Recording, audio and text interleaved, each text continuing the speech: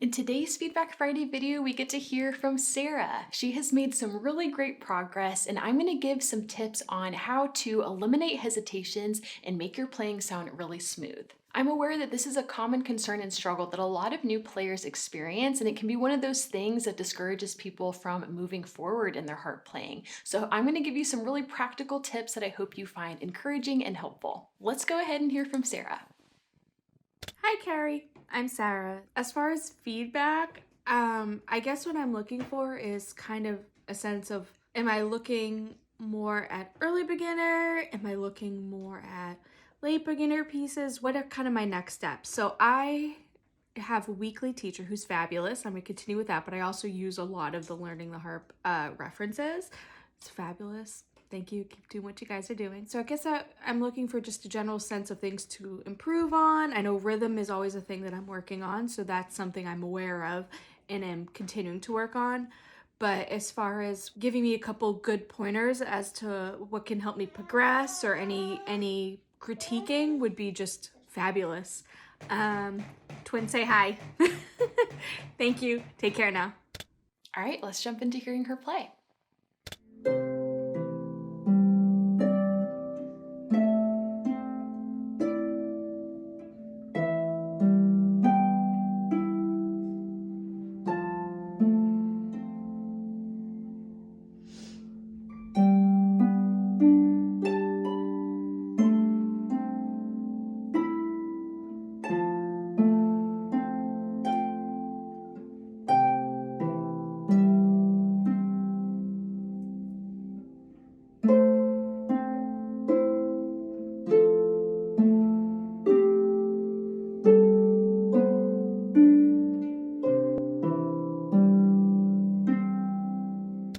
Great job, Sarah. You're doing such a nice job of looking really relaxed as you're playing and positioning your fingers nicely on the strings. You're lifting. A lot of things are looking so good. The feedback I would give with your hand position is just to make sure whenever you have fingers that aren't playing, do your best to keep them out and relaxed, kind of extended with your other fingers versus tucked into your palm. So for example, when you're playing,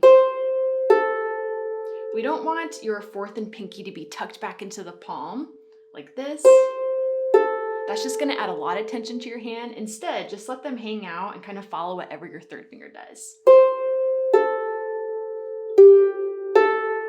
So when third finger closes, they close. When it opens, they open as well. And one of the questions you asked at the beginning was, what can help me progress in my playing? And what I was noticing as you were playing was that there were some hesitations and pauses throughout your music. And like I mentioned, I know that this is something a lot of new players struggle with, and it can really kind of disrupt the flow of the music. So I'm going to give you some tips for that. So the first tip I have for you is to make sure that you are not playing music that is too far above your playing level. And I know this was something that you asked at the beginning, like what level would you say I'm at? And to me, it looks like you're sitting at a late beginner level. For many players, playing music that's a little bit too challenging is what often leads to it feeling choppy and there being a lot of pauses. So I would suggest going to an easier piece. So finding a late beginner piece or even easier where you feel like you have the space to focus on both hands, and it gives you the space to look ahead in your music as you're playing, which can be really hard to do if you're playing music that has a lot of complexity between the two hands. So Sarah, I would hang out in the late beginner range. Your technique is definitely supporting you at this level, and it'll give you that mental space to allow your fingers to keep up and to implement the things that I talk about in this video. The next tip is to make sure that you are looking ahead in your music as you are playing. I think it's tempting to want to just focus on the one measure that you're playing, but then what happens is that the next measure comes up and you haven't anticipated what's coming up next. So that's going to cause a pause and a hesitation because you're kind of caught off guard a little bit. So I know you mentioned that rhythm is something you're still working on. And I don't think this is necessarily a rhythm thing. It's more so just making sure that as you're playing, you are aware of what's coming up next in your music. Sometimes it can be tempting to just play through your piece from the beginning to end over and over again and try to get it as smooth as possible. But a more effective way to eliminate those pauses is to really identify where your problem spots are and really focus on those. So let me show you how I would approach this. So one of the pauses I noticed in your playing, Sarah, happened around this section.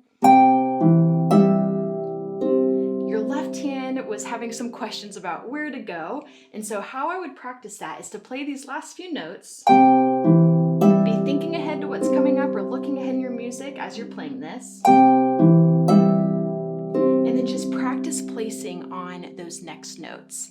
I don't even want you to worry about playing them. Just make sure you can get there in time, because as long as you can place in time, you'll be able to play the notes in time.